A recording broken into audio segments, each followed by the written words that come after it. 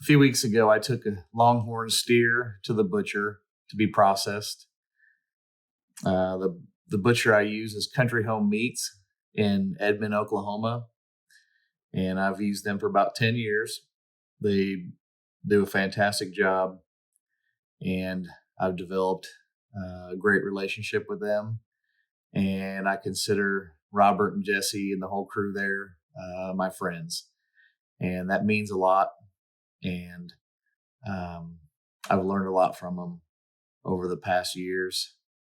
And so come along for a short ride and see what it's like to stock your freezer with a bunch of beef.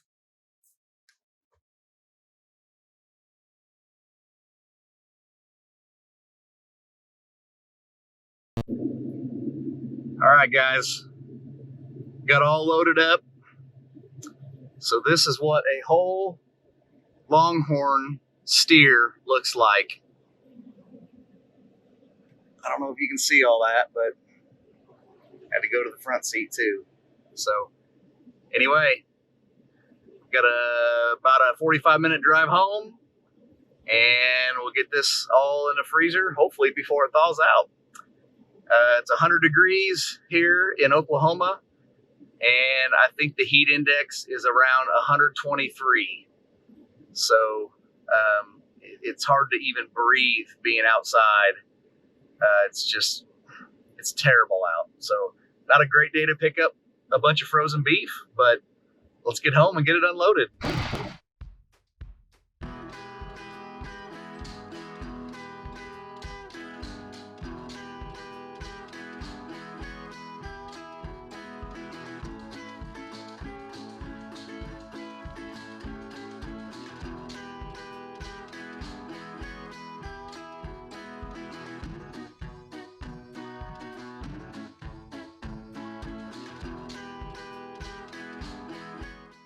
Well, as you can see, I'm sweaty as a hog.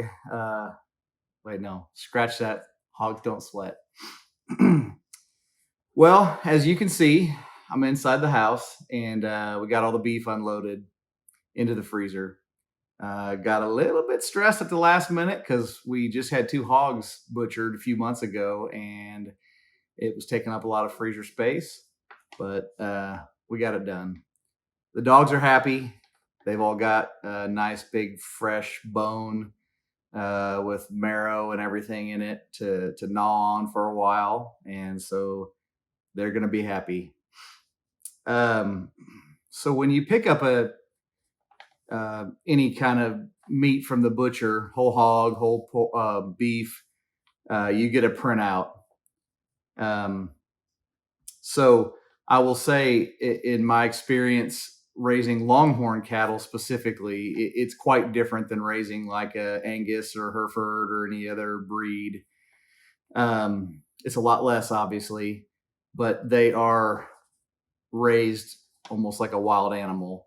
So they're very lean naturally, and then on mostly grass diet, they're even more lean.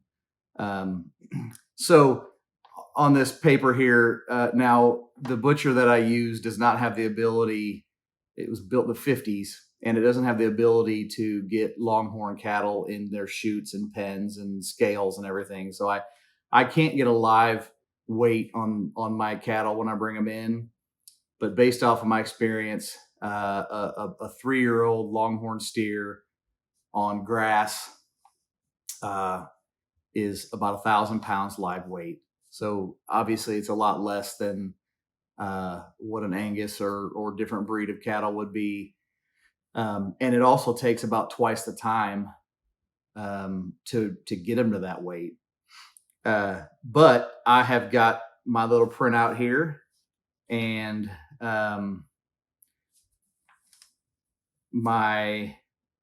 the dressed weight or hanging weight of this steer was 617 pounds. And my take-home weight was 394 pounds, which is a 64% yield. And on here also, the average dressed weight or yield is 50 to 65%. So not too bad at 64% yield. Um, I'm happy with that. We've got a year's worth of beef. In the video, I know there's no audio, but you can see me probably talking to someone. That's my wife, Chief, and she's keeping a tally of how many pounds of ground beef, how many steaks of the T-bones, how many ribeyes, how many everything. So maybe I'll do another video kind of explaining that, of what to expect. Now, again, this is just Longhorn beef. It's Longhorn on mostly grass. Um, we so it's going to be a big difference from pretty much any other breed of cattle. So I hope you've enjoyed um, this little episode, and appreciate you being here.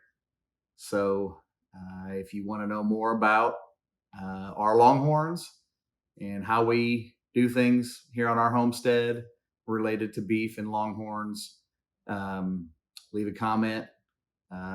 Any questions are encouraged.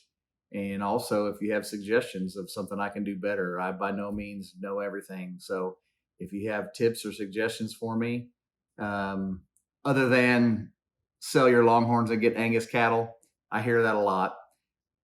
So anyway, appreciate you being here. We'll see you next time.